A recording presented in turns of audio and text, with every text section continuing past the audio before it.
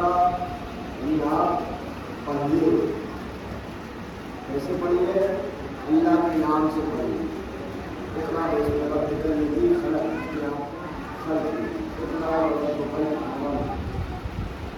फिर दोबारा हमने इकरा की तकरार की। तीसरी आयत, पहली आयत में ऐ पैगम्बर आप पढ़िए, दूसरी आयत में इंसान की खिलकत को बयान किया। हमने इंसान को चले हुए खून से पैदा किया। तीसरी आयत में फिर कहलाया गया पैगम्बर आप पढ़िए, उस रब के नाम से जो बहुत करीम। चौथी आयत में बताया कि हमने अल्लाह इंसाना मालूम पहुँची है, अल्लाह इंसाना मालूम डाला। हमने इंसान को कलम के जरिए से इल्म दिया और हर वो इल्म दिया जो वो नहीं जानता। ये 5 आयतें नाज़िल हुई। 5 आयतों में परवरदिगार आलम की एक आयत ऐसी है जिसमें इंसान की खिलकत की ज़रूर की है। बाकी 4 आयतें ऐसी हैं जिसमें इल्म, कलम और पढ़ने पर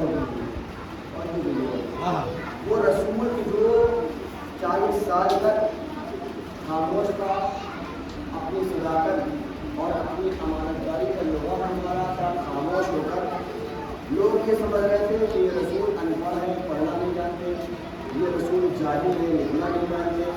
कुरान ने जैसे ही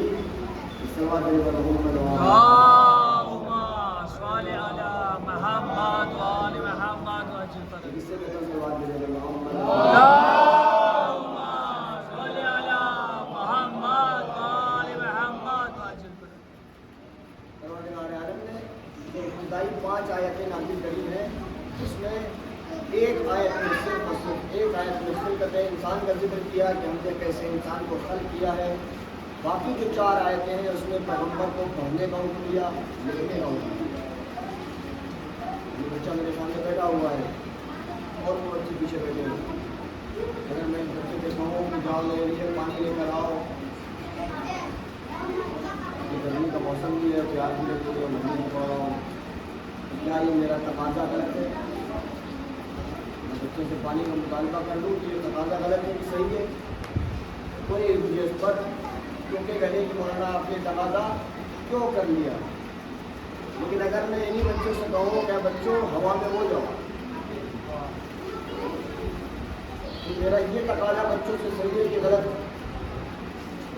ये तकाजा मेरा बच्चों से गलत हो जाएगा। क्यों? इसलिए कि बच्चों की ताकत और तवानाई में नहीं है कि वो हो सके। बच्चों की तवानाई में ये तो था कि वो मेरे लिए पानी ले आए, लिहाजा वो तकाजा मेरा उनसे सही है। लेकिन अगर मैं इनसे बात करता हूँ हवा में हो जाओ, हवा में उड़ जाओ, तो आप सब मेरे सवाल सब पे सवाल जाएंगे मौलाना ऐसी बात क्यों कर रहे हैं? क्यों? इसलिए कि इनकी तवानाई से बाहर है, इनको उड़ना नहीं आता, तो इनको उड़ने का हुक्म क्यों दे रहे हैं? कुरान मजीद ने पैगम्बर की हयात में इब्तिदाई 5 आयतों में 4 मरतबा इल्म का तस्करा करके बता दिया, पैगम्बर पढ़ो, पैगम्बर पढ़ो, पैगम्बर लिखो, इल्म हासिल करो। इल्म हमने तुमको वो सब कुछ दे दिया जो हमने इंसानों को नहीं दिया था। ये कहकर बता दिया कि अगर ये पढ़ना और लिखना नहीं जानते थे तो बार बार तकाजा क्यों किया जा रहा है? अगर ये पढ़ना और लिखना नहीं जानते थे तो अल्लाह कह क्यों रहा है कि पढ़ो, इकरा पढ़ो, बेस में अपने गले की खलक उस अल्लाह के नाम से इसको कर दिया। खलक अल इंसान अभी अलग ये का इसका मफहूम अलग है। कब इंसान को जमे हुए खून से पैदा किया, इकरा व रब्बुक अल अकरम, फिर से वही तकाजा है पैगम्बर पढ़ो अपने रब के नाम से जो करीम है। अगर पैगंबर पढ़ना लिखना नहीं जानते थे तो परवरदिगार आलम का बार बार पढ़ना और लिखना कहना ये अबस है। या तो कहो कि परवरदिगार आलम बेहुदा गुफ्तगू कर रहा है, या मानो कि पैगंबर पढ़ना लिखना जानते थे इसीलिए कह रहा है आयात में पैगंबर पढ़कर बता दो कि मैं उम्मी बनाकर भेजा जरूर गया हूँ लेकिन जाहिल नहीं हूँ। मोहम्मद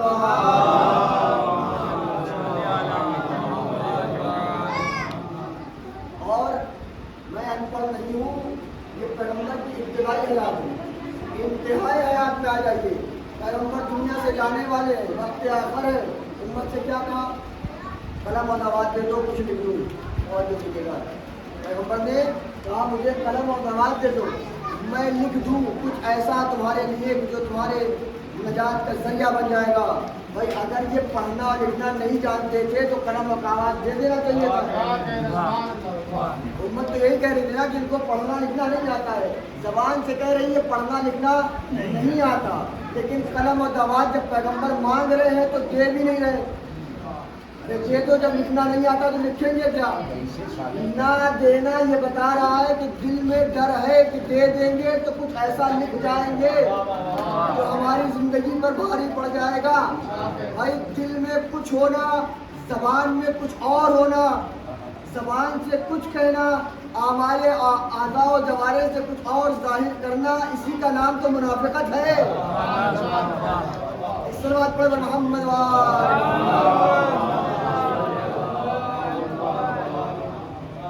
اقرا پڑھیے اس رب کے نام سے جس نے آپ کو خلق کیا.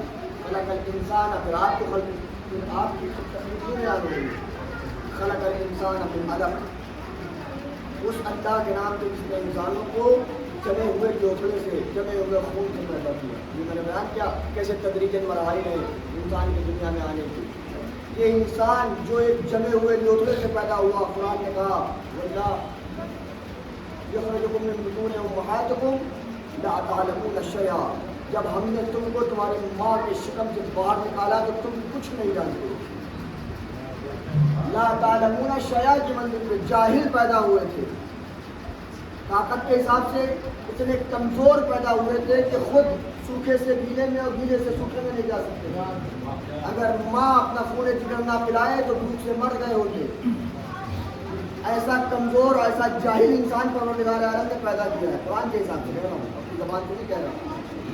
لیکن یہ انسان جب دنیا میں آیا تو اس نے علم حاصل کیا.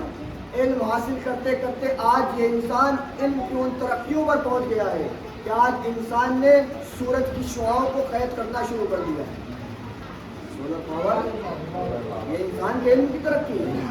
آج وہ سورج جو پوری دنیا کو چمکا رہا تھا لیکن دن میں چمکا رہا تھا, ڈوبتے ہی اندھیرا ہو جایا کرتا تھا, آج انسان نے اسی سورج کی شعاؤں کو قید کر کے جو دوپہر کی روشنی تھی اس کو رات کے اجالے میں بدل دیا ہے.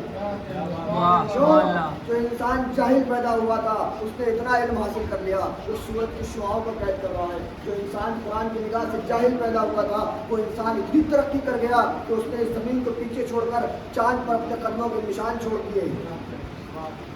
آج یہ جاہل انسان علم حاصل کرنے کے بعد ان منزلوں پر جانا چاہتا ہے جن کو سیارے کہا جاتا ہے, جن کو تارے کہا جاتا ہے, جن کو ستارے کہا جاتا ہے.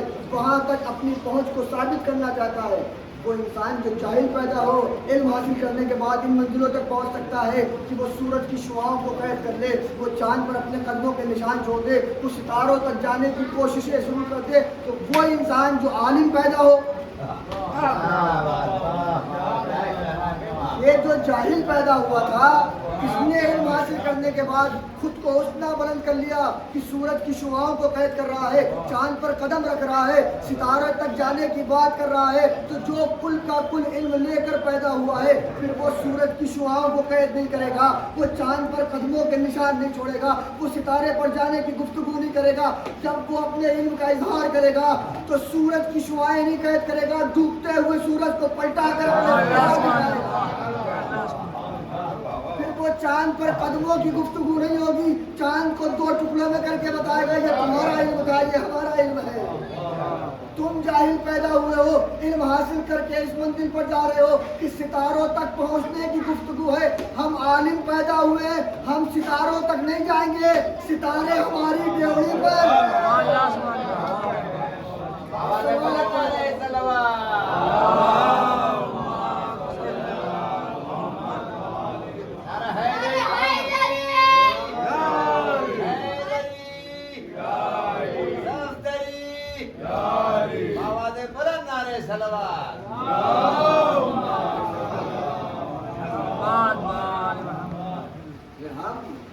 جب اپنا علم دکھائیں گے ہم الگ انداز سے تمہارے سامنے آئیں گے. تمہارا اور تمہارا مقابلہ نہیں ہوگا. تم جاہل پیدا ہوئے ہو, ہم عالم پیدا ہوئے ہیں. تمہاری خلقت خلق سے ہے, ہماری خلقت امر سے ہے. ہم نے اور تم میں بہت فرق ہے، تم ہم کو اپنے جیسا نہ سمجھ لینا۔ قرآن نے بھی کہا وہ الذی بعث فی الامیین رسولا منھم یتلو علیہم آیاتہ ویزکیہم ویعلمھم الکتاب والحکمہ۔ رسول کی خدمت اور رسول کی بعثت کے اسباب پروردگار عالم بتا رہا ہے کہ اللہ وہ ہے کہ جس نے رسول کو مبعوث کیا۔ کیوں مبعوث کیا؟ تاکہ وہ تمہیں ہمت آ گئے، تمہیں حکمت سننے والے، فرق پہچانو اپنے میں اور ان کے میں۔ تم کون؟ اپنے جیسا مت سمجھ لینا ان کو۔ ان کا کام یہ ہے کہ وہ تلاوت کرے، تمہارا کام یہ ہے کہ تم تلاوت کو سنو۔ ان کا کام یہ ہے کہ وہ تزکیہ نفس، تمہارے نفسوں کو پاک و پاکیزہ بنائیں، تمہارا کام یہ ہے کہ تم اپنے نفسوں کو پاک و پاکیزہ بنواؤ۔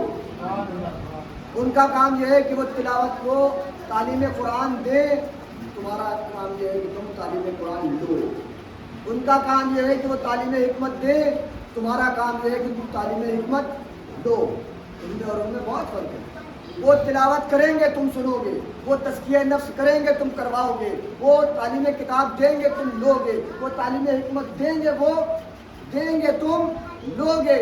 یعنی وہ جو کریں گے وہ تم نہیں کر سکتے، وہ تم جیسے نہیں، تم ان جیسے نہیں، تمہارا اور ان کا کوئی مقابلہ نہیں ہے، تمہاری کوئی گنتی نہیں ہے، تم اور کس دیر کی نہیں ہے۔ پروردگار عالم نے جو مخلوقات پیدا کری ہیں ان کے اسٹیپ بنائے ہیں، پہلے نباتات، پھر جمادات، پہلے جمادات، پھر نباتات، پھر حیوانات، پھر انسان، پھر نبی، پھر رسول، پھر اولو العزم رسول، پھر خاتم النبی۔ یہ انسانوں میں پروردگار عالم نے اسٹیپ بنائے ہیں۔ جمادات یعنی وہ مخلوقات کی جو جسم تو رکھتی ہیں لیکن رشد و نمو نہیں ہوتا۔ پتھر جسم تو ہے لیکن یہ بڑھتے نہیں، رشد و نمو نہیں ہے، جتنے بنا دیے گئے اتنے ہی بڑے ہمیشہ بنے رہیں گے۔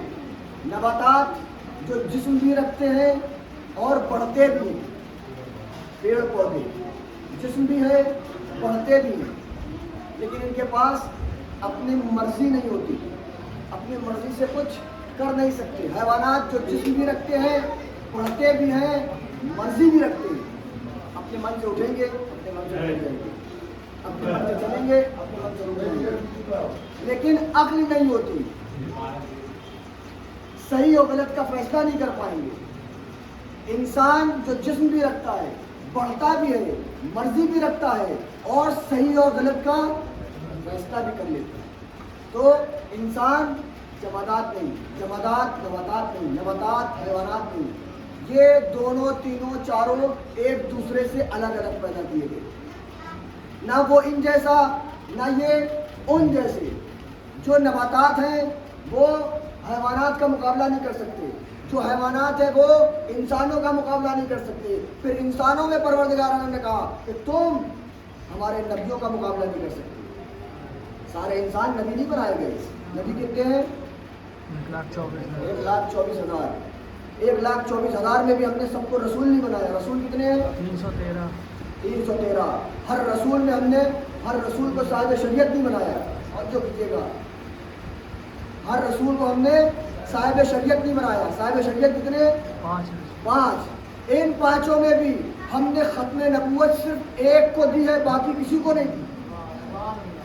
تو جب ختم نبوت کے مرحلے میں اولو العزم انبیاء رسول کا مقابلہ نہ کر سکے تو یہ داڑھی والے ملا کیا رسول کا مقابلہ کریں گے؟ اس سلوات پر محمد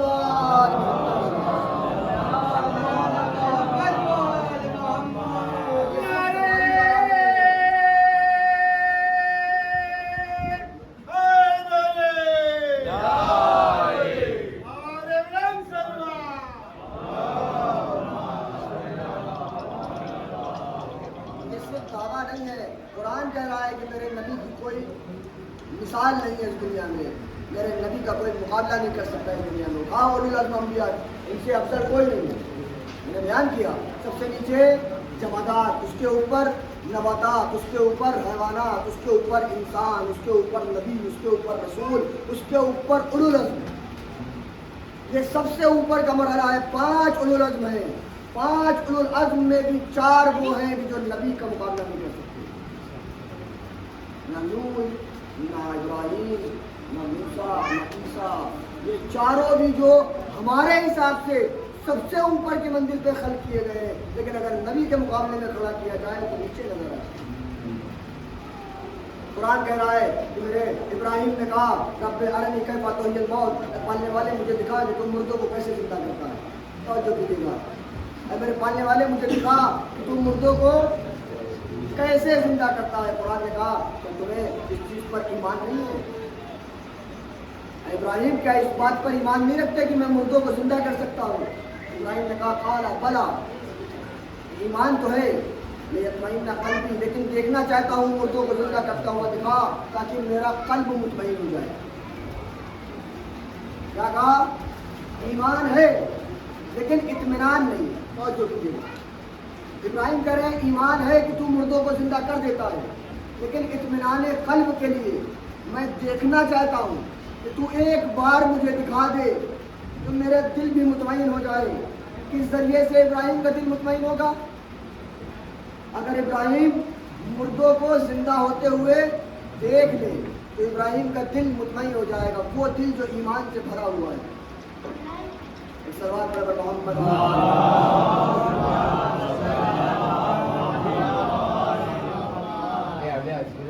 ایک سے بہتر صلوات پر محمد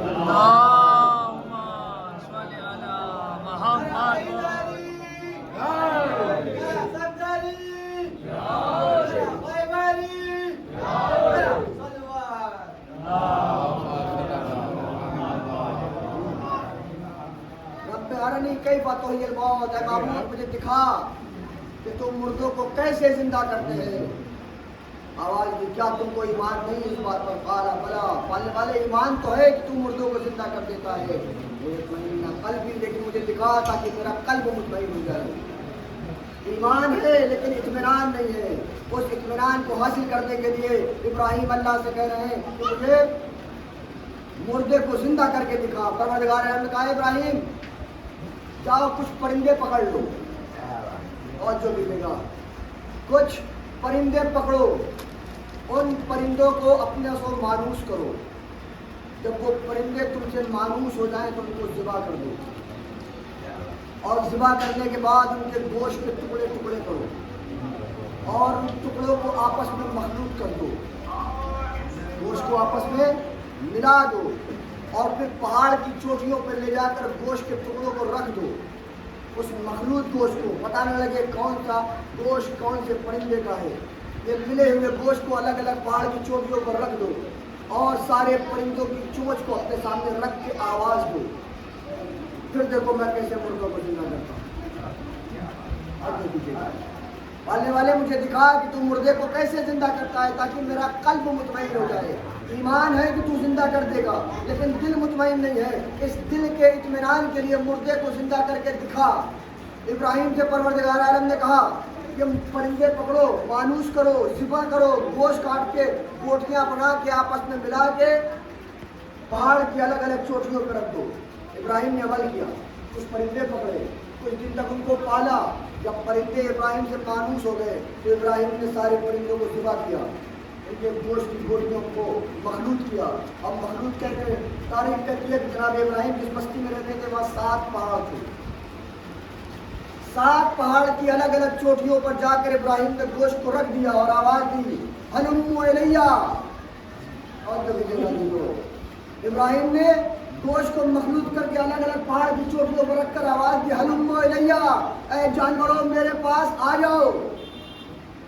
وہ جانور جن کو ذبح کرنے سے پہلے ابراہیم بلایا کرتے تھے، ذبح ہونے کے بعد چونچ اپنے پاس رکھے ہیں، گوشت کو آواز دے رہے ہیں، اے جانوروں میرے پاس آ جاؤ۔ قرآن نے لکھا ہر جانور کا گوشت اپنی جگہ چھوڑ کر اٹھ کر ابراہیم کی آواز پر ابراہیم کی طرف بڑھا۔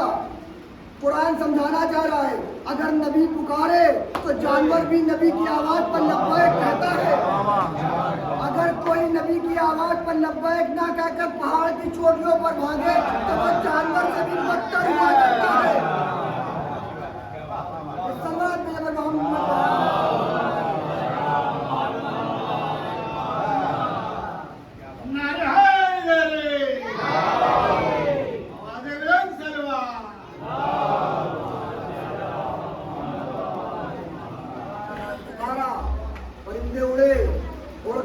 ہے وہ سارا گوشت جو جس جانور کا تھا اپنی اپنی چونچ کے حساب سے اس جانور میں جا کے چپکا، اس چونچ پہ چپکا اور پروردگار عالم نے ان کو پھر سے اڑنے کا حکم دیا۔ وہ جانور جو ذبح ہو چکے تھے، مر چکے تھے، وہ زندہ ہو گئے۔ ابراہیم کا دل مطمئن ہو گیا۔ بھائی ابراہیم نے تو کہا تھا ایمان ہے اطمینان نہیں ہے، میں نہیں کہہ رہا، میں کہوں تو میری زبان دے جائے، قرآن بیان کر رہا ہے۔ ایمان ہے اطمینان نہیں ہے۔ ابراہیم کو اطمینان قلب کے لیے پروردگار عالم سے کہنا پڑا کہ مردوں کو زندہ کر کے دکھا تاکہ میرا دل مطمئن ہو جائے۔ یہ ہے ابراہیم۔ اب دیکھو محمد کیا ہے، قرآن کہہ رہا یا ایھا النفس المطمئنہ ارجعی الی ربک راضیۃ مرضیہ، اے نفس مطمئن۔ پروردگار عالم رسول اللہ کو جو سند پہلے ہی مرحلے پہ دے رہا ہے وہ اطمینان کی سند دے رہا ہے، ایمان کی سند نہیں دے رہا۔ اے نفس مطمئن پلٹا، ارجعی واپس آ جا۔ توجہ کیجیے گا، رسول کیا ہے، ہم جیسے نہیں ہیں ہم ان کو اپنے جیسا سمجھنا شروع کرتے ہیں۔ آج لوگ کہہ دیتے ہیں کہ ہمارے جیسے ہی تو تھے، ان میں ہم میں کیا فرق ہے، وہ زمین کے اندر چلے گئے، مر گئے۔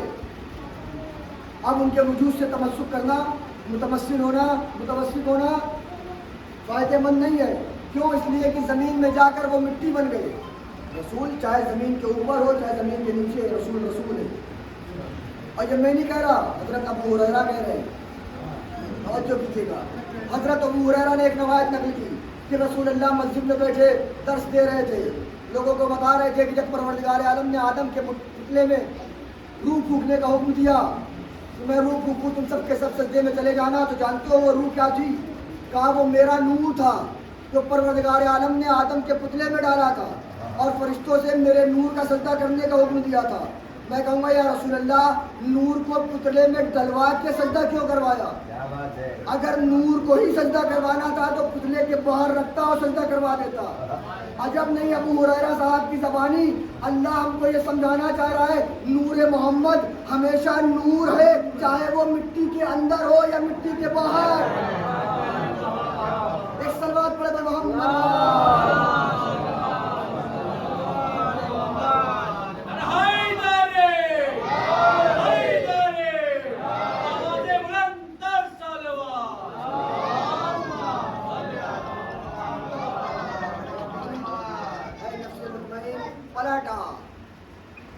پلٹا کا مطلب سمجھتے ہیں؟ واپس آ جا۔ میں اس عزا خانے میں آیا، آپ اس عزا خانے میں اپنے گھر سے آئے، میں کانپور سے آیا، مجلس ختم ہوگی، آپ اپنے گھر واپس جائیں گے، میں بھی کل تک واپس چلا جاؤں گا۔ آج آنے کا اے پیغمبر، اے نفس مطمئن، جا نہیں کا، پلٹ آ کہا ہے۔ پلٹا کہاں جاتا ہے؟ اپنے گھر پلٹا جاتا ہے۔ اور جو آج کی اس 21ویں صدی میں یہ گفتگو کی جاتی ہے کہ رسول خاکی ہے یا نوری۔ مجھے نہیں پتا کہ وہ خاکی ہے یا نوری، میں تو قرآن کی زبان بولنا جانتا ہوں۔ قرآن کہہ رہا ہے اے نفس مطمئن پلٹ آ، جا نہیں، اے نفس مطمئن پلٹ آ۔ پلٹا اپنے گھر کو جایا جاتا ہے۔ اللہ کہہ رہا ہے اپنے رب کی طرف پلٹا، ارجعی الی ربک، اپنے رب کی طرف پلٹا۔ رب کہاں ہے؟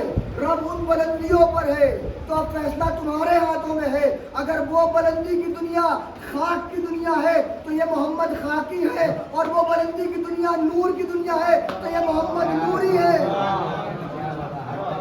اس صلوات پر محمد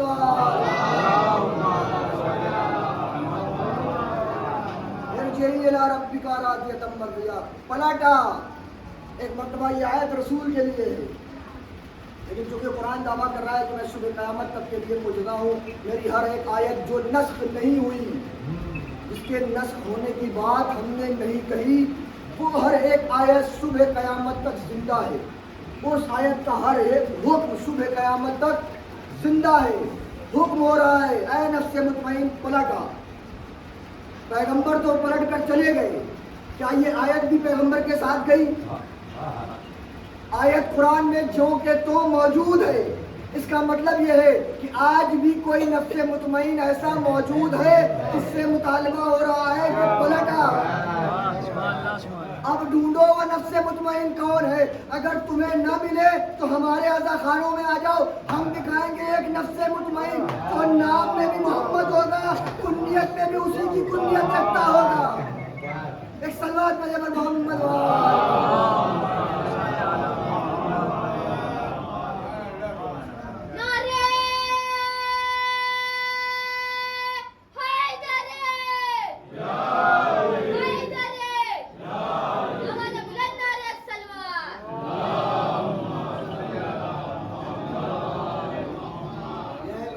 جو دل کے اطمینان کے لیے مردوں کو زندہ ہوتے دیکھنا چاہ رہے ہیں کہ میرا دل مطمئن ہو جائے گا اگر تو نے مجھے مردے کو زندہ کر کے دکھا دیا۔ قسم خدا کی میں محمد کی کیا بات کروں، محمد کے ولی کو اگر کوئی سمجھ سکے۔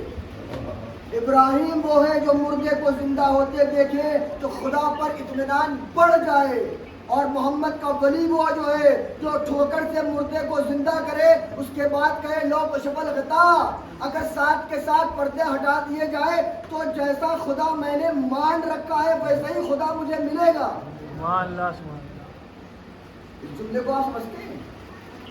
وجد تو کا کما فتحلی کما تو کے مولا کہنا تو جملہ ہے پڑھنے والے، میں نے تجھے ویسا پایا جیسا میں چاہتا تھا، اور جو ملے گا پڑھنے والے میں نے تجھے ویسا پایا جیسا میں چاہتا تھا، اب تو مجھے ویسا بنا دے جیسا تو چاہتا ہے۔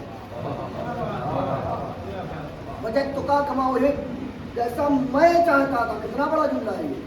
مولانا صاحب آپ کو ہم نے کانپور سے مجلس پڑھنے کے لیے بلایا، آپ نے وہ مجلس پڑھ دی جیسی ہم چاہتے تھے۔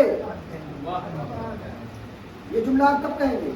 جب میں مجلس پڑھ کر چلا جاؤں، مجلس پڑھ کے ممبر سے اتر جاؤں، تب تو آپ یہ جملہ کہہ سکتے ہیں۔ ابھی میں نیچے بیٹھا رہا ہوں اب آپ مجھ سے جملہ نہیں کہہ سکتے۔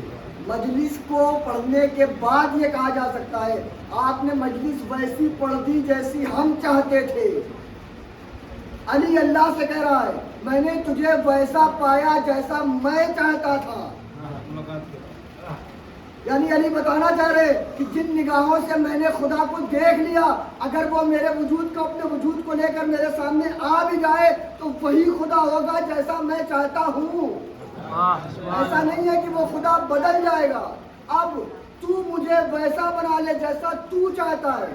اب اللہ کیا چاہتا ہے؟ ان اللہ جمیل و یحب الجمال، اللہ جمیل ہے اور جمیل کو ہی دوست رکھتا ہے، خوبصورت ہے اور خوبصورتی کو ہی پسند کرتا ہے، یعنی اللہ جیسا ہے اس کو ویسا ہی پسند ہے، اللہ جیسا خود ہے اس کو ویسے ہی پسند آتا ہے۔ علی کہہ رہے تو مجھے جیسا چاہتا ہے ویسا بنا لے۔ اب اگر علی کو اللہ کچھ بنائے گا تو اپنے جیسا بنائے گا، اسی لیے اللہ خود تو وجود رکھتا ہے، اپنے وجود کو ظاہر نہیں کرتا۔ جب ظاہر کرنا ہوتا ہے کہتا ہے میری آنکھ دیکھنی ہے علی کی آنکھیں دیکھ لو، میرے کان دیکھنا ہے علی کے کان دیکھ لو، میرا چہرہ دیکھنا ہے علی کا چہرہ دیکھ لو، میرا جسم دیکھنا ہے علی کے وجود کو دیکھ لو۔ صلوات پہ محمد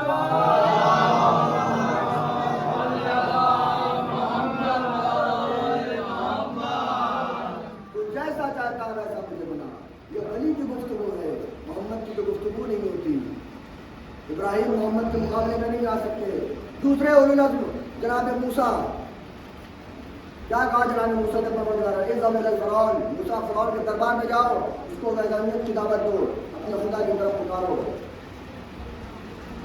کیوں؟ اس لیے کہ وہ باغی ہو گیا ہے۔ موسیٰ نے کیا کہا؟ چلے گئے موسیٰ اٹھ کے چلے گئے، موسیٰ گئے نہیں، آنکھوں کو کھلا دیے۔ قال رب اشرح لي صدري ويسر لي امري واحلل عقدة من لساني، پڑھنے والے میرے سینے میں کچھ آتی ہے عطا فرما، میری زبان کی نکلت کو ختم کر دے، مجھے حوصلہ عطا فرما۔ واجعل لي وزيرا من اهلي، اور میرے لیے ایک خلیفہ بنا، ایک وزیر بنا، وہ وزیر جو میرے اہل سے ہو، جو میرے گھر سے ہے۔ کون؟ ہارون، وہ ہارون ہے۔ یا ہارون کون ہے؟ اخی، میرا بھائی ہے۔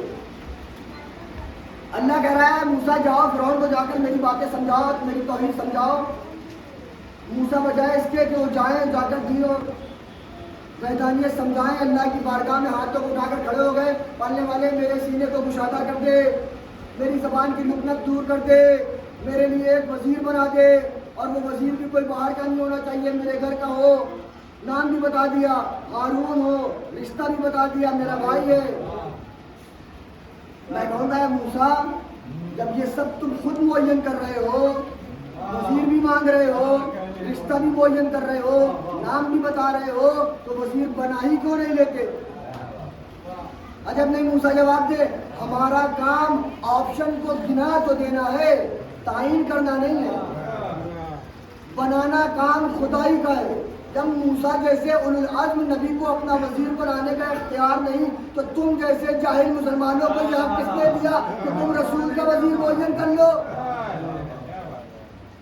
معین نہیں کر سکتے۔ پروردگار نے کہا جاؤ، جا کر فرعون کو سمجھاؤ۔ موسیٰ نے دعاؤں کے لیے ہاتھ اٹھا دیا، خود سے قالا، موسیٰ نے کہا یہ ہے موسیٰ۔ لیکن جب پیغمبر سے کہا جاؤ تبلیغ کرو، تو پیغمبر نے کچھ دعا نہیں کری۔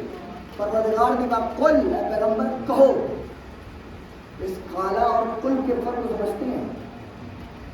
قالا یعنی خود سے دعا مانگو، قل یعنی ہمارے حکم پر دعا مانگو۔ موسیٰ نے خود سے دعا مانگی ہے، اپنے آپ خود بخود دعا مانگنا شروع کر دی، حکم الہی نہیں ہوا تھا۔ لیکن پروردگار عالم نے جب پیغمبر سے کہا دین کی تبلیغ شروع کرو، تو پیغمبر نے دعا نہیں مانگی کہ مجھے کوئی ایسا وزیر دے دے، میرا ساتھی دے دے، میرا ناصر و مددگار دے دے۔ اب اللہ کہہ رہا ہے پیغمبر دین کی تبلیغ کرو، اس سے پہلے دعا مانگو۔ قل رب ادخلنی مدخل صدق واخرجنی مخرج صدق واجعلنی من لدنک سلطانا نصیرا۔ دعا بھی پروردگار خود سمجھا رہا ہے۔ دعا مانگنی کیا ہے، مانگنا کیسے؟ موسیٰ اور محمد میں فرق یہ ہے کہ جب موسیٰ کو تبلیغ کا حکم دیا گیا تو موسیٰ نے وزیر کے لیے دعا خود مانگی، جب محمد کو تبلیغ کا حکم دیا گیا تو محمد نے وزیر کے لیے دعا خود نہیں مانگی۔ پروردگار نے کہا محمد پہلے دعا مانگو پھر تبلیغ پر جانا۔ کیوں؟ پروردگار عالم سمجھانا چاہ رہا ہے کہ میرا محمد اتنا زیادہ دیندار ہے کہ اپنی مرضی سے دعا بھی نہیں مانگتا، تو تمہاری مرضی پر دین کیسے چھوڑ کے جا سکتا ہے؟ ایک صلوات بجا پر محمد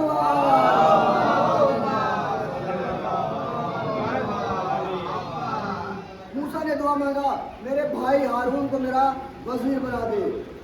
رسول دعا مانگ رہے ہیں، پالنے والے مجھے مکے سے صدق کو صداقت خارج کر، مدینے میں بصدق کو صداقت داخل کر، اور میرے لیے ایک ناصر قرار دے۔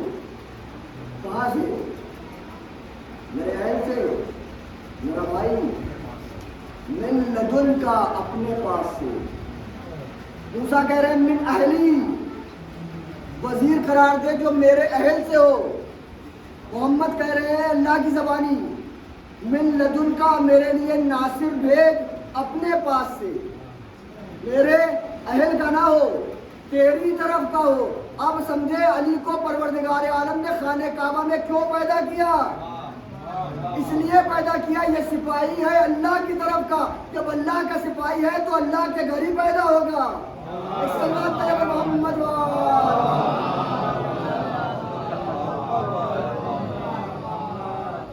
اللہ کا سپاہی ہے تو ہر چیز اللہ کی طرف سے لے کر آئے گا۔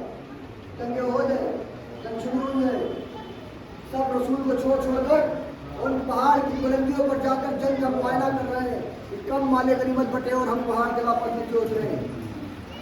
وہ معائنے کی دنیا میں تھے کہ ایک مرتبہ رسول کے ایک صحابی ابو دجانہ جو رسول اللہ کی حفاظت کر رہے تھے، اپنی تلوار سے رسول اللہ کا دفاع کر رہے تھے، لڑتے لڑتے رسول اللہ کے دفاع میں ان کی تلوار ٹوٹ گئی۔ تلوار کا ٹوٹنا تھا کہ پلٹے رسول اللہ کی طرف، یا رسول اللہ تلوار ٹوٹ گئی ہے، اب کیا کریں؟ رسول اللہ نے جھک کر دیکھا، ایک کھجور کی لکڑی پڑی تھی، رسول نے کھجور کی لکڑی اٹھایا اور کہا یہ لو تلوار۔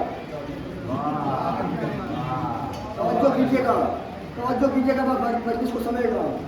رسول اللہ دعا خود نہیں کر رہے، پروردگار عالم حکم دے رہا ہے دعا کرو۔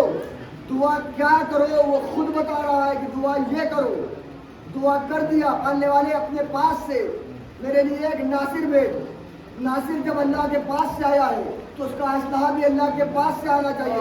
ابو دجانہ تلوار سے لڑ رہے تھے، تلوار ٹوٹ گئی، رسول اللہ کے پاس آ گئے، یا رسول اللہ تلوار ٹوٹ گئی ہے، کیا کرے؟ رسول نے کھجور کی سوکھی لکڑی اٹھا کر دیا، کہا یہ لو تلوار۔ ابو دجانہ نے بھی رسول کی زبان پر اطمینان رکھتے ہوئے لکڑی کو پکڑا، پلٹ کر یہ نہیں کہا یا رسول اللہ یہ تو لکڑی ہے، میں تلوار مانگ رہا ہوں۔ اطمینان قلب، یہ رسول کے صحابیوں کا حال ہے جو ابراہیم سے برابری ہو رہی ہے۔ لکڑی پکڑا، لکڑی تلوار بنی، ابو دجانہ واپس میدان میں گئے، اب وہ جنگ کر رہے ہیں۔ تھوڑی دیر بعد مولا کائنات آ گئے، یا رسول اللہ تلوار ٹوٹ گئی۔ ابھی ایک صحابی لے کر گیا ہے، مولا کائنات آ گئے، یا رسول اللہ تلوار ٹوٹ گئی، کیا کروں؟ اب رسول نہ دائیں دیکھ رہے ہیں، نہ بائیں دیکھ رہے ہیں، نہ نیچے دیکھ رہے ہیں، کچھ نہیں، اطمینان سے کھڑے ہیں، کچھ نہیں کیا۔ یا رسول اللہ پھر جھکیے، ایک لکڑی اٹھائیے، تلوار کہہ کے علی کے ہاتھ میں دے دیجئے۔ کیوں نہیں دے رہے؟ کیا ابو دجانہ کا رتبہ علی سے بڑا ہے؟ عجب نہیں، رسول سمجھائے، ارے یہ میرا سپاہی تھا، میں نے تلوار دے دی، یہ اللہ کا سپاہی ہے۔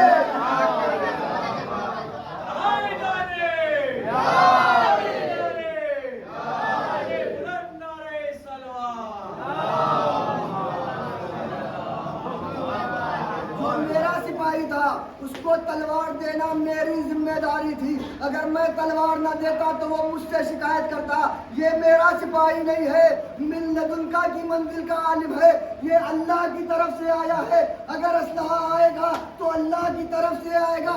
اب جو رسول نے نگاہ بلند کیا، دیکھا جبرائیل چلے آ رہے، لا فتح الا علی، لا سیف الا ذوالفقار۔ ایک صلوات ہے محمد۔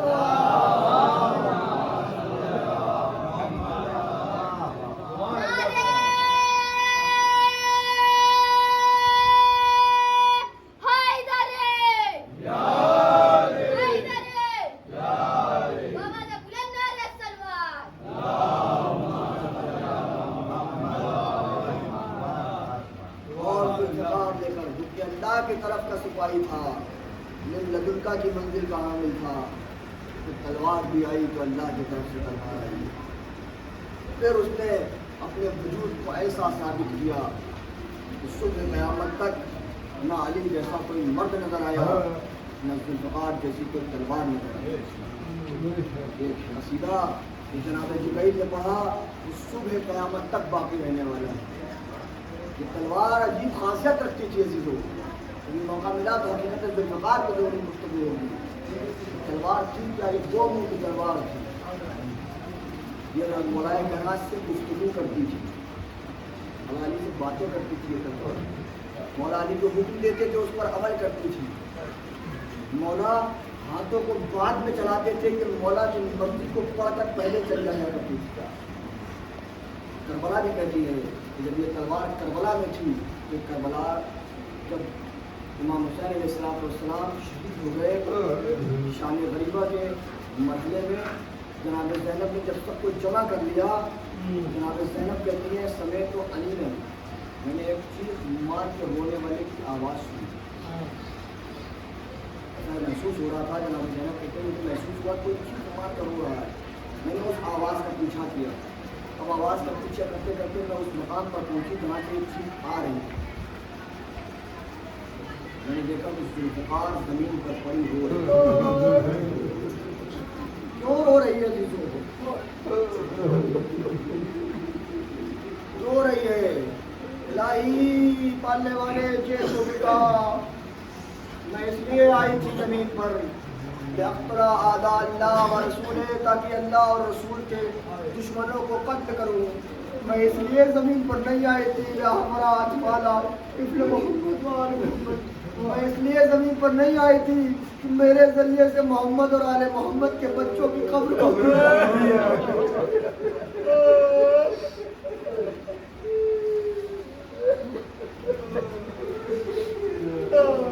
شاید نے اسی ذوالفقار سے اصغر کی قبر کھودی تھی، میں اصغر کی قبر کھودنے کے لیے نہیں آئی تھی معبود، میں تو آئی تھی کہ رسول اور میں تیرے دشمنوں کو فنار کروں گی. حضرت کو بولا دا خدا آپ کو کسی غم میں نہ رلائے سوائے کبھی امام مظلوم کے. یہ ذوالفقار امام حسین کے ہاتھوں میں تھی. اگر یہ ذوالفقار عباس کے ہاتھوں تک پہنچ جاتی تو یہ ذوالفقار پھر وہی ذوالفقار بن جاتی جو علی کے ہاتھوں میں تھی. اور عباس کے ہاتھ میں ذوالفقار نہیں پہنچتی تھی. تو اور جو تلوار مولا کے ہاتھ میں تھی جس کو مولا نے ہمیشہ دھار رکھ کے رکھا تھا کہ کربلا میں میں اس کو چلاؤں گا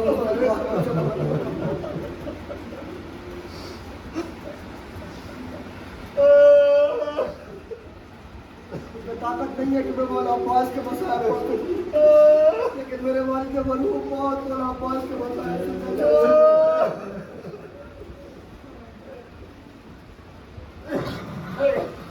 شہادت نہیں پڑھوں گا. نہیں ہوا بس ایک منظر کو آپ کے سامنے اللہ کے قربوں میں جس کو تباہ کر دیں. جب مولا عباس پیدا ہوئے ہیں تو اب تمنائیں نہیں. جب پیدا ہو گئے تو کیوں تمنا کی تھی؟ تاکہ جب میرا بچہ حسین نرغہ آدھا میں گر جائے تو یہ میرا بچہ اس کی مدد کرے.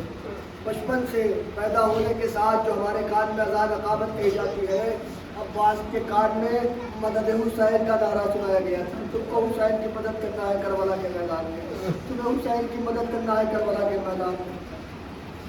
صرف ایک موقع 11 برس کی عمر میں جناب عباس کو ملا تلوار چلانے کا جنگ صفین میں. اس کے بعد جو مولا عباس نے تلوار کو نیام میں رکھا ہے تو مولا کی سر پہ ضربت ماری گئی. مولا عباس نے تلوار نکالنا کہا. بھیا حسن نے روک دیا، بھیا تم کربلا کے لیے ہو بابا، تم نے کربلا کے لیے ہو تلوار نہیں چلانی.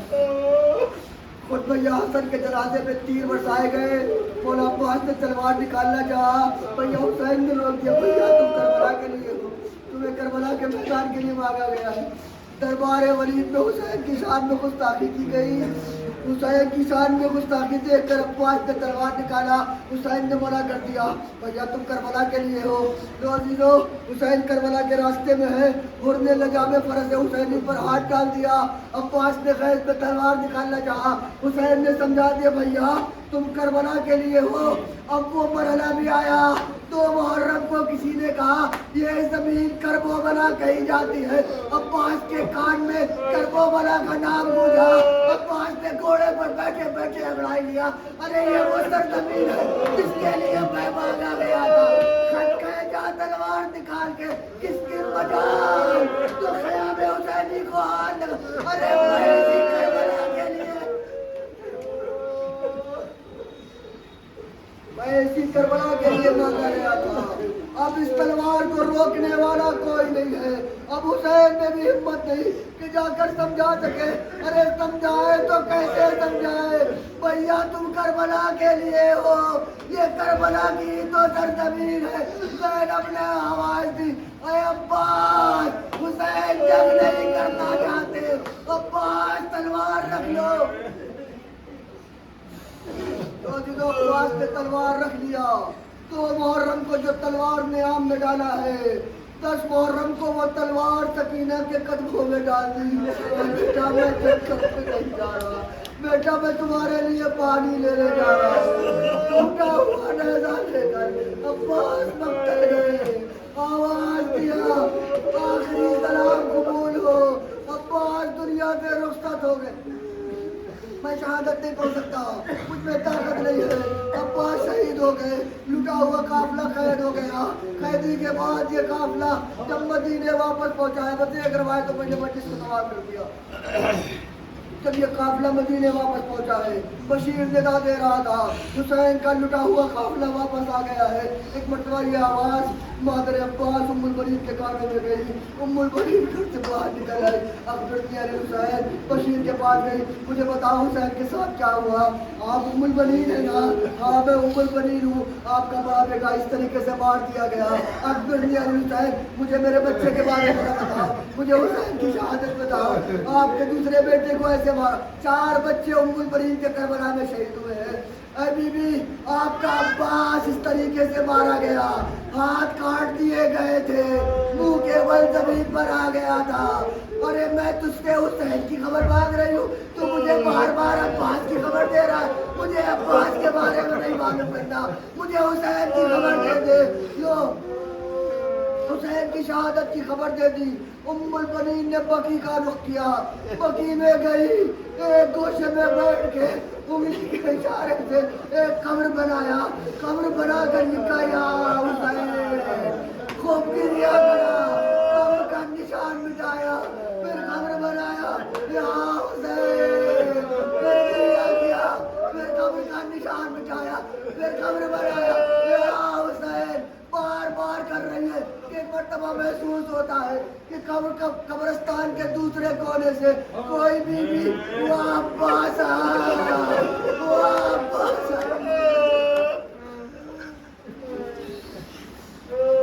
کوئی بھی ہے جو واپس کی آواز دے کر رو رہی ہے۔ ام البنین اٹھی، بی بی کے پاس گئی، اے بی بی، ارے تم عباس کو جانتی تھی کیا؟ میرے عباس پہ کیوں گریا کر رہی ہو؟ اور جو نقاب پوش بی بی پڑتی، اے ام البنین، میں حسین کی ماں، تو میرے بچے کو رو رہی ہے، میں تیرے لال پر آنسو